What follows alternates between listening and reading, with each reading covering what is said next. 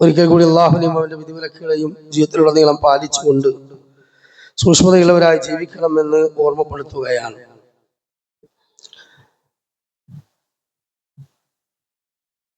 രണ്ടാം ഖുത്ബയിൽ നാം കഴിഞ്ഞ ആഴ്ച ഓർമ്മപ്പെടുത്തിയ മരണവുമായി ബന്ധപ്പെട്ടുകൊണ്ട് ഏതാനും ചില കാര്യങ്ങൾ സൂചിപ്പിക്കുകയാണ്. അതോടൊപ്പം തന്നെ ഒരു പുതിയ വർഷത്തിന്റെ പിറവിയിലേക്ക് കാലെടുത്ത് വെക്കാൻ കാത്തു നിൽക്കുന്ന നമ്മുടെ മുമ്പിൽ ഒരു വലിയ മുസീബത്ത് കൂടെ സമാഗതമായിട്ടുണ്ട്. World cup. അതിന്റെ അരങ്ങേറ്റവുമായി ബന്ധപ്പെട്ടുകൊണ്ട് നമ്മുടെ ഒക്കെ കുടുംബങ്ങളിലുള്ള കുട്ടികൾ, നമ്മുടെ നാട്ടിലുള്ള കുട്ടികൾ ആവേശത്തിലാണ്. വിനോദം ഇസ്ലാം ഒരിക്കലും ഹറാമാക്കിയിട്ടില്ല. ആ വിനോദം ശാരീരികമായ ഉന്മേഷത്തിനും മാനസികമായ ഉന്മേഷത്തിനും അള്ളാഹുവിന്റെ ദീനിന്റെ ഇസ്തിഖാമത്തിനും വേണ്ടിയാണെങ്കിൽ നമ്മുടെ കരാട്ടെ എന്നല്ല, കളരി എന്നല്ല, ഫുട്ബോൾ എന്നല്ല, ക്രിക്കറ്റ് എന്നല്ല, എല്ലാ കളിയും നമുക്ക് കൂലി വരെ കിട്ടും. പക്ഷെ ആ കളിക്കപ്പുറത്ത് അതൊരു ആസ്വാദനവുമായി ബന്ധപ്പെട്ട് അതിനു വേണ്ടി മണിക്കൂറുകളോളം ചെലവഴിച്ച് അർദ്ധരാത്രി പാട്ടും കൂത്തും കൂക്കലും വിളിയും വെച്ചുവെക്കലും അടിയും പിടിയും ഒക്കെയായി ഒരു ഭാഗത്ത്, എന്നിട്ട് തഹജ്ജുദ് നമസ്കാരമില്ല, സുബഹി ജമാഅത്തിന് പള്ളിയിലില്ല, എന്തിനേറെ ഉദയത്തിന് മുമ്പ് എഴുന്നേറ്റിട്ടൊന്ന് സുബഹിസ്കരിക്കാൻ പോലും പെരീന്ന് സാധിക്കുന്നില്ല, ഖുർആൻ ഓത്തില്ല, നോമ്പില്ല, നല്ല കാര്യങ്ങളില്ല, പള്ളിയുമായി ബന്ധപ്പെടാൻ കഴിയുന്നില്ല. കുടുംബജീവിതം, കുടുംബത്തെ പോറ്റേണ്ട യുവാക്കൾ പോലും ഈ വരുന്ന മാസത്തിലുള്ള വേൾഡ് കപ്പ് അവസാനിക്കുമ്പോൾ പല ദിവസങ്ങളും പണിക്കന്നെ പോണില്ല. എന്താ? പണിക്ക് പോലല്ല, ക്ലബിലിരിക്കണം. അതുമായിട്ട് ബന്ധപ്പെട്ട് കട്ടൗട്ടുകൾ സ്ഥാപിക്കുക, രൂപം നിർമ്മിക്കുക എന്നത് കടുത്ത കുഫറാണെന്നും അത് വസീലത്തിൽ ഇല ശിർക്ക്, ശിർക്കിന്റെ ഒരു വസീലയാണെന്നും മാത്രമല്ല കൊല്ലു മുസബ്ബിരിൻ ഫിന്നാർ, രൂപനിർമ്മാതാക്കൾ നരകാവകാശികളാണെന്നും റസൂലുള്ളാഹി സ്വല്ലല്ലാഹു അലൈഹി വസല്ലം പറഞ്ഞിട്ടുള്ളത് മാത്രമല്ല, മഹ്ശറിൽ അത്തരക്കാരായ ആളുകൾ വരുമ്പോൾ നിങ്ങൾ ഉണ്ടാക്കിയ രൂപങ്ങൾക്ക് നിങ്ങൾ ജീവനിട്ട് കൊടുക്കൂ എന്നവരോട് പറയുകയും അതിന് സാധിക്കാത്ത വരുമ്പോൾ അവരെയും അവരുണ്ടാക്കിയ രൂപങ്ങളെയും നരകത്തിലിട്ടുകൊണ്ട് പഴിപ്പിക്കുകയും ചെയ്യുമെന്ന് ഹദീസുകൾ കാണാൻ കഴിയും. അപ്പോ ഫ്ലെക്സ് ബോർഡുകൾ, ആ ഫ്ലെക്സ് ബോർഡുകളിലെ ഫോട്ടോകൾ അത് ഹറാമാന്ന് നമ്മൾ ഒറ്റയടിക്ക് പറഞ്ഞാല് അപ്പൊ ചോദ്യം വരുന്നത്, സമ്മേളനത്തിലെ ക്യാമറ അല്ലേ, കല്യാണത്തിന് ക്യാമറ അല്ലേ, പല പണ്ഡിതന്മാരുടെയും പോസ്റ്ററില് പ്രഭാഷണത്തിൽ പോസ്റ്റർ അടിക്കാറില്ലേ, അത് ഫ്ലെക്സായി തൂക്കാറില്ലേ എന്നൊക്കെ ചോദ്യം വരും. അതുകൊണ്ട് തന്നെ പണ്ഡിതന്മാർ ആ വിഷയത്തിൽ വ്യക്തമായി കൊണ്ട് തന്നെ ഇസ്തിംബാത്ത് ചെയ്തുകൊണ്ട് പറഞ്ഞ ഒരു ഇജ്മാ ഉള്ളതെന്താണ്? ചലിക്കുന്ന ചിത്രങ്ങളല്ല. ഒന്ന് ചലിക്കുന്ന ചിത്രങ്ങളാണ്, മറ്റൊന്നത് സ്ഥായിയല്ല. ഒരു ഫോട്ടോ എന്നത് എന്തല്ല, ഒരു സ്ഥായിയല്ല. രണ്ടാമത്തെ കാര്യം, അത് ഒരു തടയുന്ന രൂപവുമല്ല, തടയുന്ന ഒരു കഷ്ടം. അതാണ് മുസവ്വിർ എന്നതുകൊണ്ട് ഉദ്ദേശിച്ചത്. ഒരു ബിംബ നിർമ്മാണം, ഒരു കല്ല് നിർമ്മാണം, അതേപോലെ ഒരു ഫോട്ടോയിൽ കട്ടൗട്ട്, അതൊക്കെ തടയുന്ന സാധനങ്ങൾ. ഇപ്പൊ മെസ്സിന്റെ, നെയ്മറിന്റെ ഒക്കെ കട്ടൗട്ട് 3 ആളെ ഉയരത്തില് വെച്ചിരിക്കുകയാണ്. ഇതിനൊക്കെ എന്ത് ന്യായമുള്ളത്? മാത്രമല്ല, ഈ ഫോട്ടോകൾ പ്രദർശിപ്പിക്കുക എന്നത് അങ്ങാടിയിലായാലും വീടിന്റെ മുമ്പിലായാലും അതേപോലെ തന്നെ പള്ളിയുടെ പരിസരങ്ങളിലായാലും ഒക്കെ കടുത്ത ഹറാമനല്ലേ. പെരനുള്ളില് ഫോട്ടോ പ്രദർശിപ്പിച്ചാൽ റഹ്മത്തിന് മലക്കൾ കയറൂല എന്ന് ഹദീസിലുണ്ട്. നായ വളർത്തുന്ന വീട്ടിലും ഫോട്ടോകൾ പ്രദർശിപ്പിക്കുന്ന വീട്ടിലും പറ്റൂല. അപ്പൊ നമ്മളെ കുട്ടികളെ മെഡലോ മറ്റതോ സർട്ടിഫിക്കറ്റോ ഒക്കെ ഉണ്ടാവും, അമ്മ ഫോട്ടോ ഉണ്ടാവില്ലേ? ഉണ്ടാവും. ഒന്നുകിൽ അത് സ്റ്റിക്കർ ഒട്ടിക്കണം, അല്ലെങ്കിൽ മറച്ചു വെക്കണം. മെഡൽ വെച്ചോളി, കപ്പ് വെച്ചോളി, സർട്ടിഫിക്കറ്റ് കാണിച്ചോളി, കുട്ടി കിട്ടിയ സമ്മാനമാണ് എന്ന് പറഞ്ഞ പ്രത്യേക റാക്കൻ ഉണ്ടാക്കിക്കോളി, ഒരു കുഴപ്പമില്ല. പക്ഷെ അവിടെ ഫോട്ടോ പ്രദർശിപ്പിക്കാൻ പാടില്ല. റഹ്മത്തിന് മലക്കുകൾ കയറൂല, നായ വളർത്തുന്ന വീട്ടിൽ കയറൂല.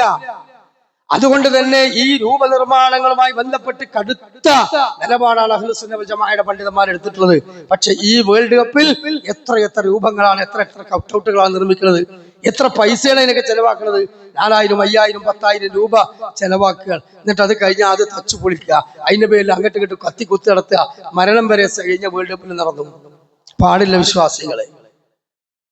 ഒരിക്കലും അല്ലാഹനെ മറന്നുകൊണ്ടുള്ള ഒരു ആഹ്ലാദം നമുക്ക് പറ്റൂല. കളി കാണണോ? ചിലപ്പോൾ ചില ആളുകളൊക്കെ കാണാറുണ്ട്, ചിലപ്പോൾ ആസ്വദിക്കാറുണ്ട്. നമ്മുടെ ഇബാദത്തും നമ്മുടെ കുടുംബജീവിതവും നമ്മുടെ അമാനത്തുകളും നഷ്ടപ്പെടുത്തിക്കൊണ്ട് ഒരു സെക്കൻഡ് നമ്മൾ ചെലവഴിച്ചാൽ ആ സെക്കൻഡിന് നാളെ അല്ലാഹന്റെ കോടതിയിൽ മറുപടി പറയേണ്ടി വരും. അത്രയും പറയാനുള്ളൂ. അതുകൊണ്ട് രാഷ്ട്രീയത്തിന്റെ അഴുക്കുചാലുകളിലേക്ക് തെറിച്ചു വീഴുന്ന യുവാക്കൾ വൈകാരികമായി രാഷ്ട്രീയത്തിന് വേണ്ടി പണവും ആരോഗ്യവും സമയം ചെലവച്ച് നശിക്കുന്നത് പോലെ ഈ രൂപത്തിലുള്ള വിനോദങ്ങളുടെ പിന്നാലെ പോയി നശിക്കരുത്. നമ്മുടെ മക്കൾക്ക് അത്തരത്തിലുള്ള താക്കീതുകളും ഉപദേശങ്ങളും നൽകുക. അതിനർത്ഥം ഒരു കളി കാണുന്നത് മുത്തലക്കൽ ഹറാമാണ് എന്ന് ഞാൻ ഫത്വ പറഞ്ഞിട്ടില്ല.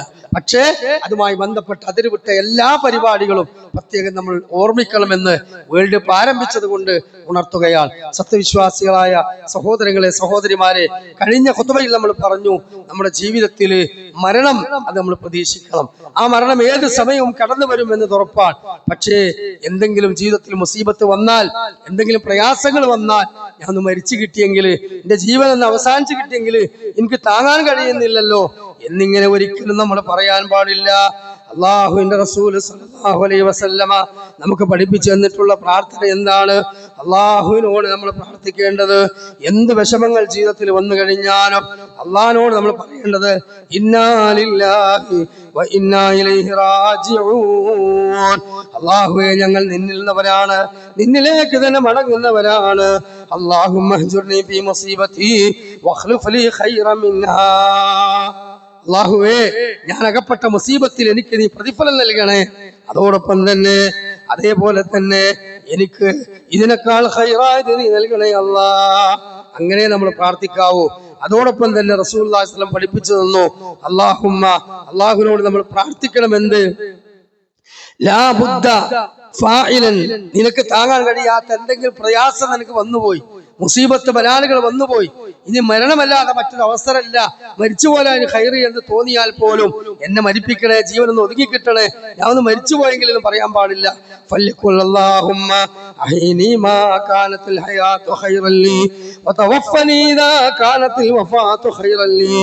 അല്ലാഹുവേ, എന്നെ നീ അഹീനി ഇദാ കാനത്തിൽ ഹയാതു ഖൈറൻ ലീ, എനിക്ക് ഈ മുസീബത്തോടുകൂടി, രോഗത്തോടുകൂടി, വിഷമത്തോടുകൂടി അങ്ങനെ നിന്റെ ആയുസ് നീ കണക്കാക്കി ആയുസ് വരെ ജീവിക്കലാണ് ഖൈറെങ്കിൽ എനിക്ക് നീ ആശ്വാസമുള്ള ജീവിതം നൽകണേ അല്ലാ. അതല്ല തവഫനി, എന്നെ മരിക്കലാണ് എനിക്ക് ഖൈറെങ്കിൽ എന്നെ നീ എത്രയും പെട്ടെന്ന് മരിപ്പിക്കണേ അല്ലാ. അങ്ങനെ നിങ്ങൾ ദുആ ചെയ്യാവൂ എന്ന് വ്യക്തമായി കൊണ്ട് തന്നെ റസൂലുള്ളാഹി സ്വല്ലല്ലാഹു അലൈഹി വസല്ലമ പറഞ്ഞിട്ടുണ്ട്. അതുകൊണ്ട് ആ പ്രാർത്ഥനകൾ നമ്മൾ ജീവിതത്തിൽ പഠിക്കുക. മാത്രമല്ല, മരണം ഏത് സമയത്ത് നമ്മൾ വരും എന്നത് കൊണ്ട് തന്നെ മരിക്കുന്നതിന് വേണ്ടിയുള്ള ഒരു മുന്നൊരുക്കം നമുക്ക് വേണം എന്നും വ്യക്തമായി കൊണ്ട് തന്നെ വിശുദ്ധ ഖുർആൻ നമ്മോട് പറഞ്ഞിട്ടുണ്ട്. അതേപോലെ തന്നെ റസൂലുള്ളാഹി സ്വല്ലല്ലാഹു അലൈഹി വസല്ലം നമ്മോട് പറഞ്ഞിട്ടുണ്ട്. അതുകൊണ്ട് ആ മരണം, സത്യവിശ്വാസിയുടെ മരണം, അത് ആനന്ദകരമായ മരണമാണ്, ആസ്വാദനത്തിന്റെ മരണമാണ്. വിശുദ്ധ ഖുർആൻ വ്യക്തമായി പറഞ്ഞിട്ടുണ്ട്. അല്ലാഹുവിന്റെ ഖുർആൻ പറയുന്നു, സത്യവിശ്വാസിയുടെ അരികിലേക്ക് അല്ലദീന തതവഫാഉൽ മലായികത്തുൽ തയ്യിബീന, ആ വിശ്വാസിയുടെ അരികിലേക്ക് മരണമാകുന്ന സമയത്ത് മലക്കുകൾ വരും. അവർ വന്നുകൊണ്ട് പറയുന്നത് എന്താണ്?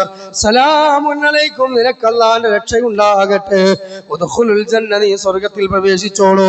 ബിമാ കുൻതും തഅമലൂൻ, നീ പ്രവർത്തിച്ചതിന്റെ പ്രതിഫലമായിട്ടും അല്ലാഹുവിന്റെ റിളക്ക് വേണ്ടിയും നീ സ്വർഗ്ഗത്തിൽ പ്രവേശിച്ചോളൂ. ഇതാണ് സത്യവിശ്വാസിയോട് പറയാ. ആ സമയത്ത് ആ വിശ്വാസി അനുഭവിക്കുന്ന ആനന്ദകരമായ മുഹൂർത്തങ്ങളും ആസ്വാദകരമായ രംഗങ്ങളും ഇൻഷാ അല്ലാഹ് സുദീർഘമായ ഹദീസുകൾ വന്നിട്ടുണ്ട്. അതേപോലെ തന്നെ മോശപ്പെട്ട ഒരു മനുഷ്യന്റെ മരണ സമയത്ത്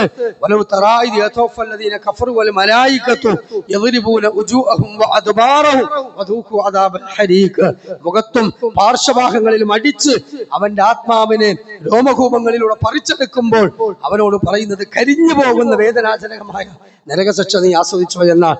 ആ മോശപ്പെട്ട മനുഷ്യന്റെ ആത്മാവ് അനുഭവിക്കുന്ന വേദനയും അവനുള്ള ഖബറുള്ള ശിക്ഷയും എല്ലാം ഇൻഷാ അല്ലാഹ് അടുത്ത ഖുതുബയിൽ, നമുക്ക് രണ്ടാം ഖുതുബയിൽ മനസ്സിലാക്കേണ്ടതാണ്, പഠിക്കേണ്ടതാണ്. അങ്ങനെ അള്ളാഹുവിന്റെ ദീനിനെ പരമാവധി നമുക്ക് ലഭിക്കുന്ന ഖുതുബകളുടെ സമയങ്ങളിലും അല്ലാത്ത സമയങ്ങളിലും പഠിച്ച് അത് ജീവിതത്തിൽ അമലായി കൊണ്ടുവന്ന് മാതൃകയുള്ള ഒരു മുസ്ലിമായി ജീവിച്ച് മരിക്കാൻ അള്ളാഹു നമുക്കൊക്കെയും തൗഫീഖ് നൽകി അനുഗ്രഹിക്കുമാറാകട്ടെ. അള്ളാഹു തആല നമ്മിൽ വന്നു പോകുന്ന എല്ലാ ദുർബലതകളെയും അള്ളാഹു നമുക്ക് പൂർണ്ണമായും ശരിയാക്കാനുള്ള തൗഫീഖ് നൽകുമാറാകട്ടെ. നമ്മുടെ ഹൃദയത്തിനകത്തെ ഈമാന്റെ മാധുര്യം അള്ളാഹു ഇട്ടു തരുമാറാകട്ടെ. ഖുശൂഇൽ നിന്നും ഭയഭക്തിയിൽ നിന്നും അകന്നു പോകുന്ന ദൗർബല്യമുള്ള കാലഘട്ടത്തിൽ അള്ളാഹു നമ്മെ ഈമാനിൽ വഴി നടത്തുമാറാകട്ടെ. നമ്മുടെ മക്കളെ അള്ളാഹു നന്നാക്കി തരുമാറാകട്ടെ. വഴിതെറ്റുന്ന യുവതലമുറയെ അള്ളാഹു നിർബന്ധം കാണിക്കുമാറാകട്ടെ. അള്ളാഹുവിന്റെ മഹത്വമായ മാസങ്ങൾ ആദരിക്കുവാനും അതിലൂടെയുള്ള കൃത്യമായ ഗുണപാഠങ്ങൾ ഉൾക്കൊള്ളുവാനും അള്ളാഹു തൗഫീഖ് നൽകുമാറാകട്ടെ. നല്ല മരണം അള്ളാഹു നമുക്ക് നൽകുമാറാകട്ടെ. അല്ലാഹുമ്മ ഗ്ഫിർ മുഅ്മിനീന വൽ മുഅ്മിനാത്തി വൽ മുസ്ലിമീന വൽ മുസ്ലിമാത്തി അൽ അഹ്യാഇ മിൻഹും വൽ അംവാത് ഇന്നക മുജീബുദ് ദഅവാതി യാ ഖാദിൽ ഹാജാത് റബ്ബനാ തഖബ്ബൽ മിന്നാ ഇന്നക അൻതസ് സമീഉൽ അലീം വതുബ് അലൈനാ ഇന്നക അൻതത് തവ്വാബുർ റഹീം വഅഫ് ലനാ ഇന്നക ഗഫൂറുർ റഹീം. സുബ്ഹാന റബ്ബിക റബ്ബിൽ ഇസ്സത്തി അമ്മാ യസിഫൂൻ വസ്സലാമുൻ അലൽ മുർസലീൻ വൽഹംദുലില്ലാഹി റബ്ബിൽ ആലമീൻ. അഖൂലു ഖൗലി ഹാദാ അസ്തഗ്ഫിറുല്ലാഹ ലി വലക്കും വജമീഇൽ മുസ്ലിമീന മിൻ കുല്ലി ദംബ് വസ്തഗ്ഫിറൂഹു ഇന്നഹു ഗഫൂറുർ റഹീം. വസല്ലല്ലാഹു വസല്ലമ തസ്ലീമ.